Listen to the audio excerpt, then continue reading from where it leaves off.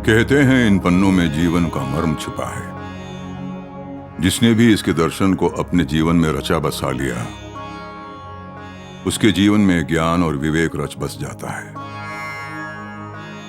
काल जयी और अनंत ज्ञान से भरपूर ये पन्ने इंसान को कर्म और निष्ठा के पथ पर चलने की प्रेरणा देते हैं। यावत् संजायते किंचित सत्वं स्थावर जंगमं क्षेत्र क्षेत्रज्ञ संयोगात् तद्विद्धि भरतर्षभ। राजपुताना, अब राजस्थान। यहां एक छोटा सा शहर है पिलानी।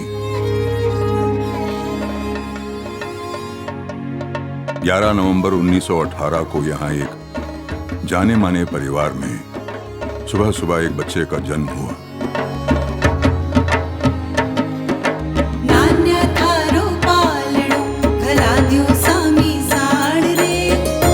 ये कोई आम दिन नहीं था, ये था गोपाष्टमी का शुभ दिन।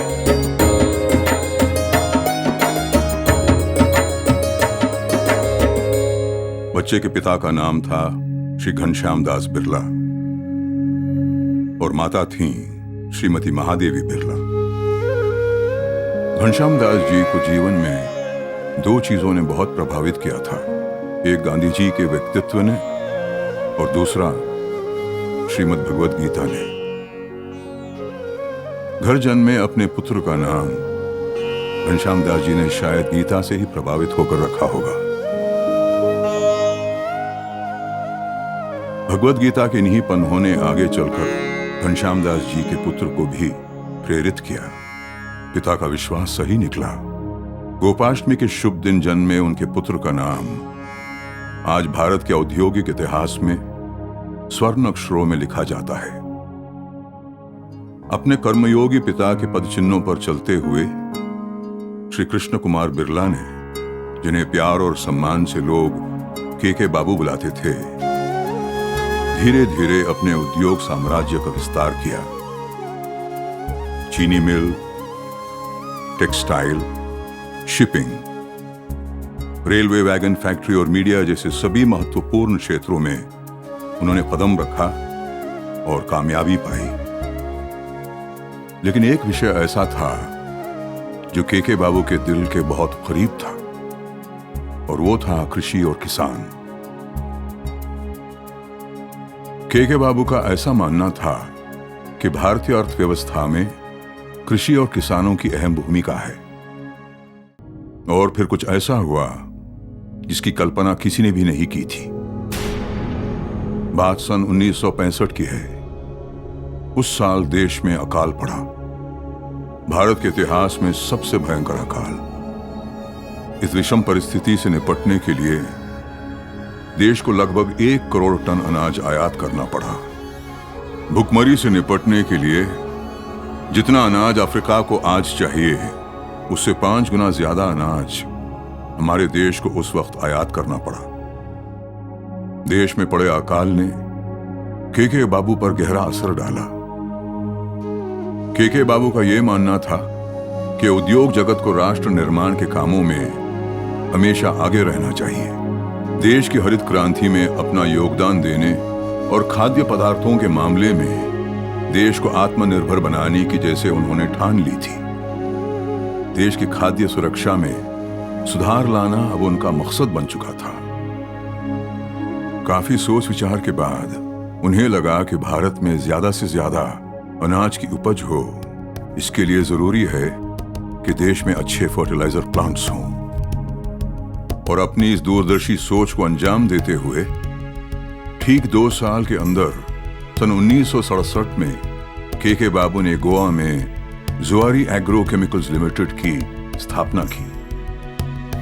जापान की तोयो इंजीनियरिंग कंपनी द्वारा निर्मित यह प्लांट राज्य में निजी उद्योग क्षेत्र का सबसे बड़ा प्लांट था। इसी प्लांट से गोवा में बड़े उद्योगों की शुरुआत हुई थी। आज उसी प्लांट को हम सब जुआरी इंडस्ट्रीज लिमिटेड के नाम से जानते हैं। पिछले 30 सालों में जुआरी इंडस्ट्रीज की बदौलत महाराष्ट्र, आंध्र प्रदेश, तमिलनाडु, कर्नाटक जैसे कितने ही राज्यों की बंजर जमीन आज हरी भरी फसलों से लहलहा रही है।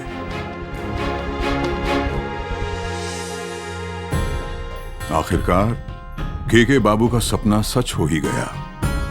जुआरी इंडस्ट्रीज की मेहनत और योगदान से देश की खाद्य सुरक्षा में बड़ा सुधार आया। गोवा में प्लांट लगाने के पीछे भी केके बाबू की दूरगामी सोच थी।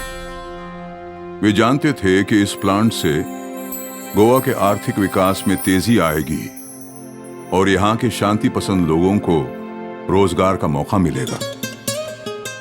जुआरी इंडस्ट्रीज का गोवा में निवेश आर्थिक और सामाजिक विकास की एक बेजोड़ मिसाल है।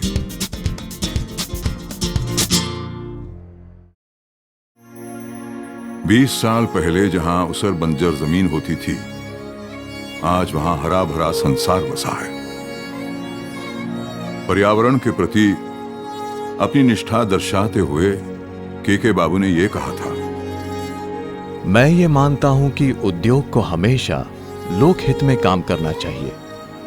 व्यापार और उद्योग से जुड़े हम लोगों का जनता के प्रति ये फर्ज बनता है कि हम पर्यावरण की सुरक्षा करें और उसे बेहतर बनाएं।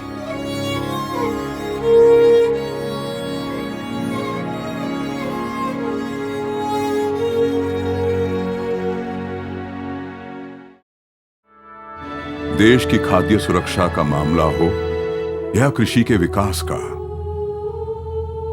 जुआरी इंडस्ट्रीज लिमिटेड सदा प्रतिबद्ध रहा है और आगे भी रहेगा।